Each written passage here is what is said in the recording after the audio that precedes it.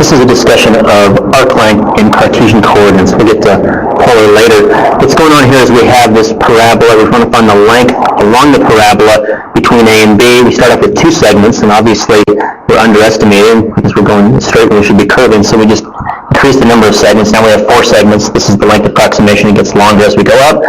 And as you can see, we use more and more segments, and we get a better and better approximation. And of course, the calculus comes in, we want to use an infinitesimally short segment and use an infinite number of them.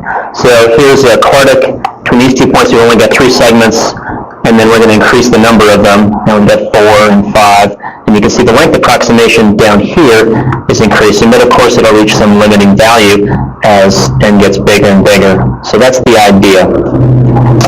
Now, basically the way we do this using calculus is, if we want to find the length over this short distance, we call it a ds. Here's the dx, here's the dy, you've got yourself Pythagorean theorem. Take a square root, and we want to integrate the ds, add all those things up, and then we have the overall length. And so to get dx out from the radical, what we can do is divide by the dx squared inside, and then we'll have dx up front. So now this is something we can integrate with respect to x. And finally, this dy dx, this is the same as your derivative. So here's an example. Parabolic segment, negative x squared plus 9 from 0 to 3.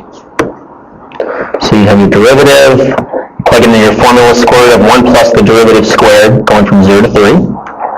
And there's our derivative squared, so we have this integral. This doesn't fit a simple formula, so what's going to happen is some of these you can do by hand, a lot of them you need a calculator to do. This is something that requires trigonometric substitution. So you're going to be getting this exact value, which we'll get into later in the course, but this is using the calculator. Straight line length would be, using the Pythagorean theorem, that would be about 9.49, and this should be a little bit longer because it's curved than it is, so that makes sense. This is using the calculator to find the derivative. Here's another example, semicircle. There's your y equals 1 minus x squared. There's your arc length formula from negative 1 to 1.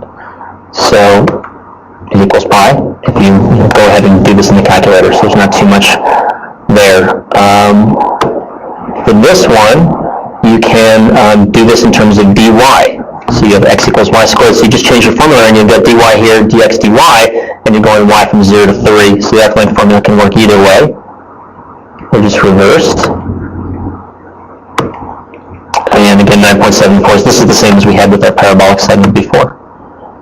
Okay, superstellar we'll get to later. Alright, actually let's look at this. Now, as far as the arc length formula, you have this formula here, and what I want to show is why sometimes you can do these algebraically.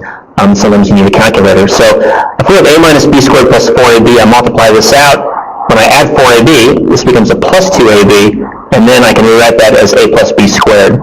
So what happens is, if I put this then underneath the square root, this piece under the square root, as it would be in this arc length formula, it ends up looking like this, due to my simplifications here, which is just a plus b, which you'd be able to integrate.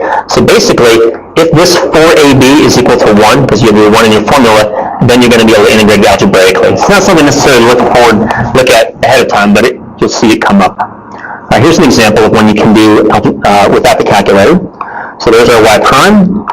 Y prime squared plus 1 is equal to 9/4 x plus 1. So here's our arc length formula from 0 to 4, because we're finding the arc length from 0 to 4 of this curve. Here's our y prime squared plus 1. It ends up being this because we use this as our u substitutions, and so you see I've changed my limits of integration as well. And then you can integrate this, plug in your limits, and this is your exact answer. Another example, this is one where you can actually do it by hand. So you find the derivative, you get all of this stuff, which simplifies all the way to this minus 1/2. And notice when you add 1, because you need to add 1 to the y prime squared, suddenly it becomes a plus 1/2, and now you can take it all the way back to this where it's the same as you had before, but a plus, and that will allow you to integrate it. So when you put in your arc length formula, which looks like this, now we can get to here, we can integrate that by hand, which I will not do. And here's one you have to use a calculator for. Here's your dx dy, it's in terms of y. And so we go from 0 to 2, y is going from 0 to 2, we add 1 plus dx dy squared, and this is just equal to 2.22 approximately. And in the calculator, it would look about like that.